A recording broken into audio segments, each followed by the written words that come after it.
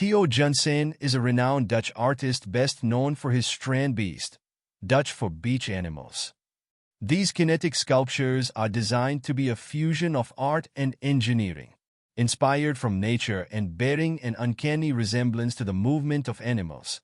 These mechanisms are built using an array of triangles and connecting links that convert the rotation of an axle into the stepping motion of 6 or more limbs.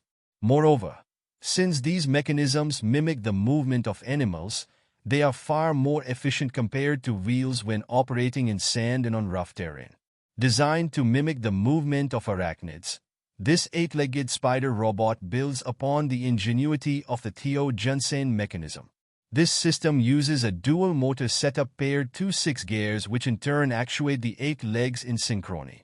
Its remote control operation enables the operator to control this robot wirelessly. This system also has 4 12V LED indicator lights on either side to signal its direction of movement. System features.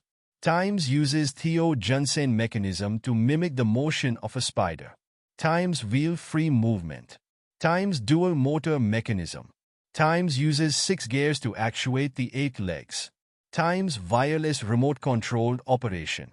The spider robot makes use of a kinematic motion that is run by Theo Jansen linkages. This allows to turn the rotational motion of a DC motor into a step motion that mimics animals. The robot makes use of 2x DC motors or drive the mechanism. The motors are mounted on 2 opposite sides of the robotic chassis or mainframe.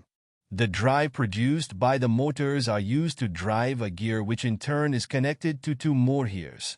The 3 gears are used to drive a combination of 8 legs. The gear movement is converted into a stepping motion by making use of Jansen linkages. This linkage structure allows to provide all-direction motion to the combination of 8 legs. The robot can not only move backward and forward but also turn in desired directions. The spider controller is made using a microcontroller-based circuitry.